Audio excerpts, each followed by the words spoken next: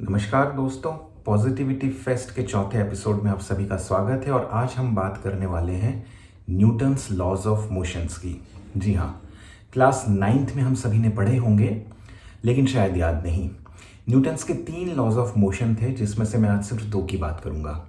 First law of motion ये कहता है कि जो पार्टिकल मूविंग है वो हमेशा मूविंग ही रहेगा यदि उसे फोर्स लगाकर रोक ना दिया जाए, और जो पार्टिकल स्टैटिक है यानी कि रुका हुआ है वो हमेशा रुका ही रहेगा यदि उसे फोर्स लगा के मोशन में ना लाया जाए। न्यूटन का दूसरा लॉ ऑफ मोशन ये कहता है कि कोई जो मूविंग पार्टिकल है, यदि आप उस पर थोड़ा सा भी फोर्स लगाएंगे तो वो पूरा का पूरा फोर्स उसके एक्सीलरेशन में कन्वर्ट हो जाएगा। मतलब कोई मूविंग पार्टिकल है तो उस पर जो भी फोर्स आप लगाते हैं वो उसकी स्पीड को बढ़ाते चला जाता है।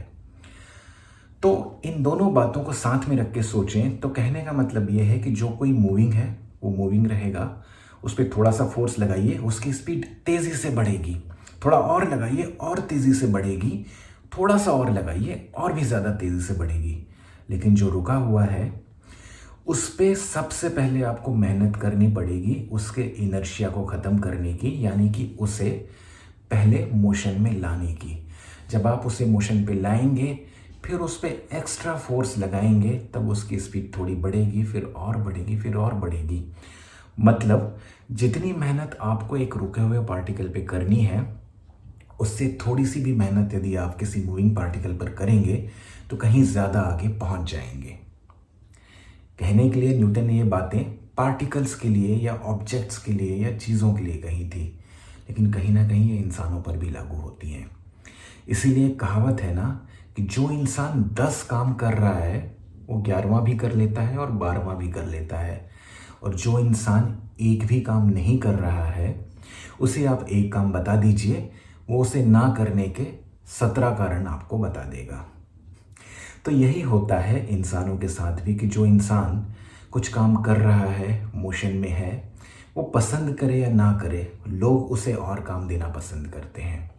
घरों में भी होता है, फैमिलीज़ में भी होता है, शादियों में भी होता है। हमारे एक फूफा जी होते हैं ना जो हर किसी की शादी का सारा काम संभालते हैं, और एक दूसरे फूफा जी होते हैं जो हर शादी में जाके सारे नुक्स निकालते हैं। तो उसी तरह कुछ इंसान वैसे होते हैं जो अधिक जिम्मेदारियों को अपनी तरफ अट्रैक्ट करते हैं।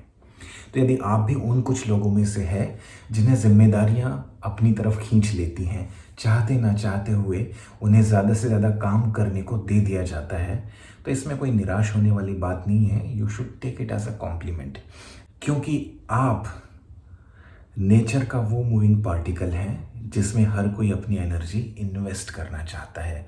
तो इसलिए इस बात से निराश नहीं होना चाहिए कि आप अपने पीयर्स के कंपैरिजन में ज़्यादा काम करते हैं। आपको शायद ज़्यादा काम इसलिए मिलता है क्योंकि आप ही उस काम को पूरा कर सकते हैं। यदि आपको लग रहा है कि ये कुछ बेमानी सी बात है और ऐसा नहीं होना चाहिए, तो आप अपने आप को दूसरों से कंपेयर मत कीजिए। एक छोटा सा एक्सपेरिमेंट अपने खुद के ऊपर करके देखिए। कोई एक दिन होता है ना जब आप किसी काम से बाहर निकलते हैं, फिर अचानक आपको एक फ़ोन आता है, फिर दूसरा काम भी मिल जाता है, फिर थोड़ी देर बाद कोई तीसरा काम याद आता है, फिर रास्ते में चौथा काम भी पूरा कर लेते हैं, और शाम होते तक आप 10 काम करके घर पहुंचते हैं। और एक दिन आपकी ज़िंदगी में ऐसा भी होता है जब आप घर पे पड़े हैं और सोच रहे हैं कि मैं निकला तो ये करूँगा, निकला तो वो करूँगा, फिर आगे कहीं पहुँचा तब वो करूँगा, लेकिन वो पूरा दिन आप घर में बैठे बैठे निकाल देते हैं और एक भी काम पूरा नहीं करते। तो ये ज़्यादा काम मिल जाना या ज़्यादा काम को अपनी तरफ खींच लेना नेचर की कोई आपकी तरफ साजिश नहीं है, ये नेचर का आपके लिए कॉम्प्लीमेंट है। तो इस कॉम्प्लीमेंट के साथ खुश होइए और अपने आप को हमेशा एक मूविंग एनर्जेटिक पार्टिकल बनाए रखिए। तो ये था हमारा आज का एपिसोड। कल मैं एक नई कहानी लेके आपके बीच वापस आऊँगा। तब तक के लिए इसे और भी लोगों के साथ शेयर कीजिए और भी लोगों को इस पॉजिटिविटी फेस्ट के साथ जोड़ते रहिए। Thank you.